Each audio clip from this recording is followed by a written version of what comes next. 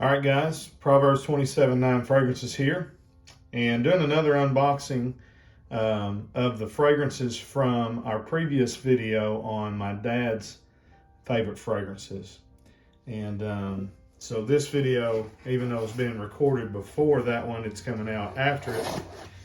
But I thought it'd just be neat to kind of give you all the first impressions on fragrances that are technically not first impressions. I have smelled these, but it's been 30 years. And so this is going to be one of those fragrances that sat on my dad's shelf, but I haven't smelled it in 30 years. If you would, go ahead and hit the like button, the subscribe button. Make sure you got the notifications turned on. That way you're notified every time we upload a video. All right, and this, it looks like it's not a full presentation, which I thought it was, but that's all right. I just dropped it. Hopefully I didn't break it.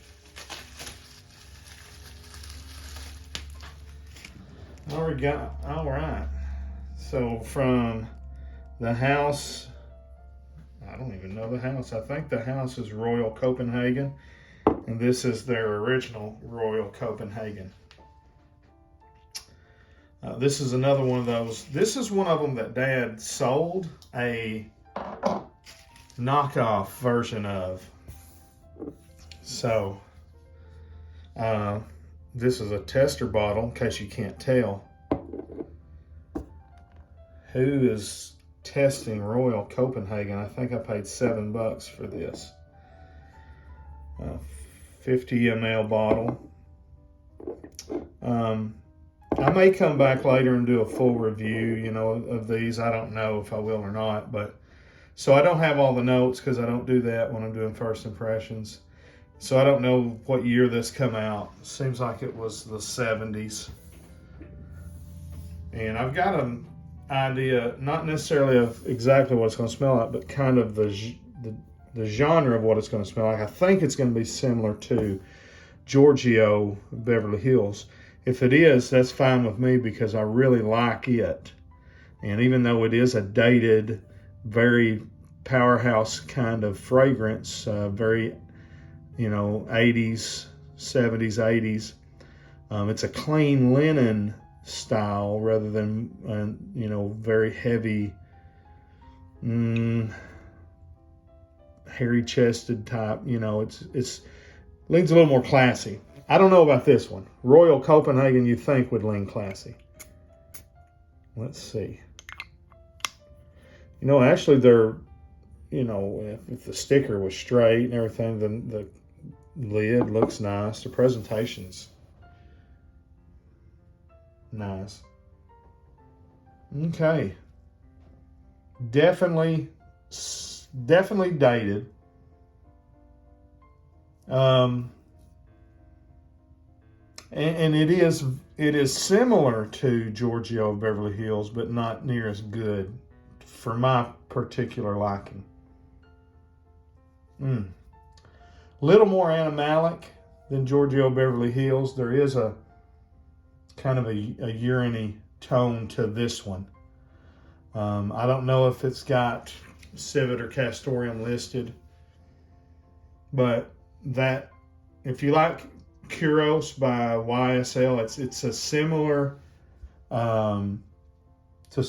urine cake type smell. So from the opening, it's very aldehydic. There's those aldehydes and to me, aldehydes usually smells kind of like, the best way I can describe it is like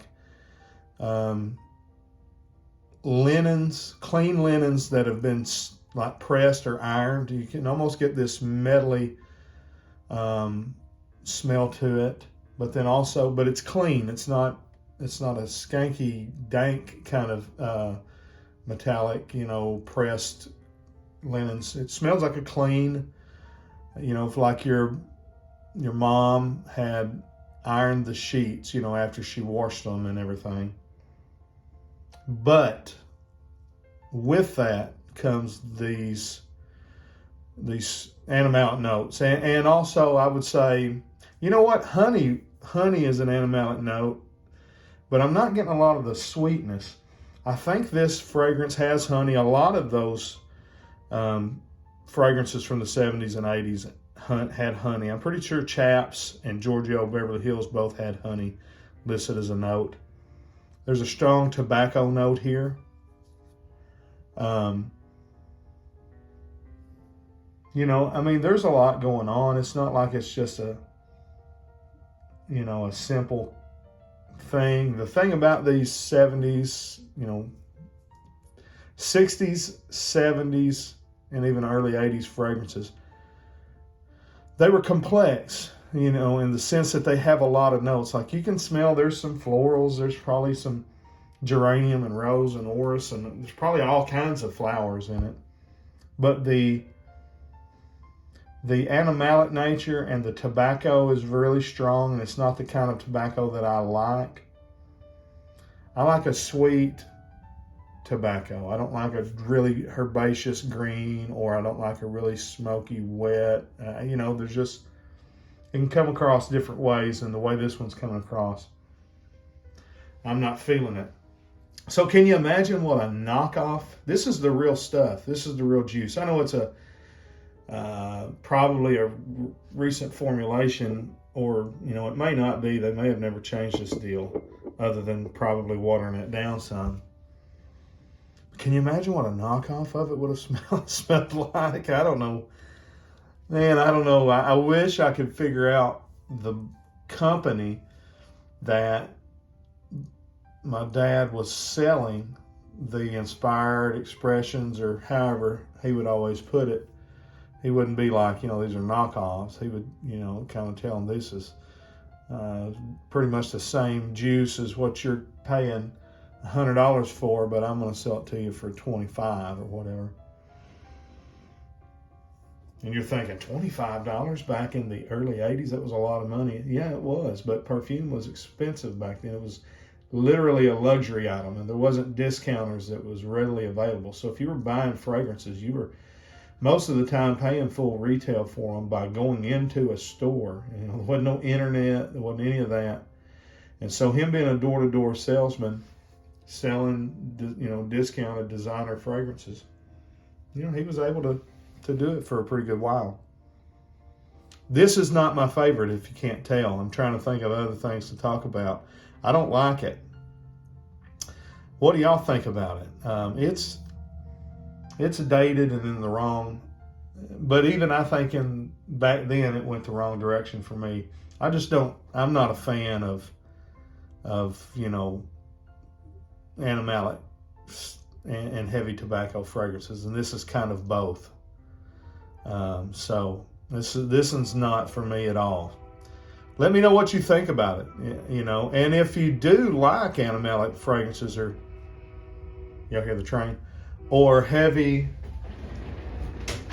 tobacco fragrances.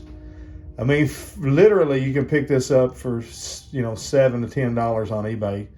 I'd say because this is why I would say try it, because it don't smell like, it's not like it smells cheap or super synthetic to me. I mean, it doesn't smell like a high-end niche fragrance or anything, but the composition is not bad as far as it's blended well, and it doesn't smell just overly cheap. It doesn't smell like it's from, Avon or something like that, or just a cheap drugstore fragrance even. I just don't like the notes in it. So maybe you will, I don't know. But that's Royal Copenhagen, the original cologne from the house of Royal Copenhagen. And it was one that Dad had on the shelf, and also but now he had the real one. I remember he had the real one, but he sold the knockoffs. Can you imagine? All right, like and subscribe. Till we see you down the road, we say God bless. Frag on, Frag fam.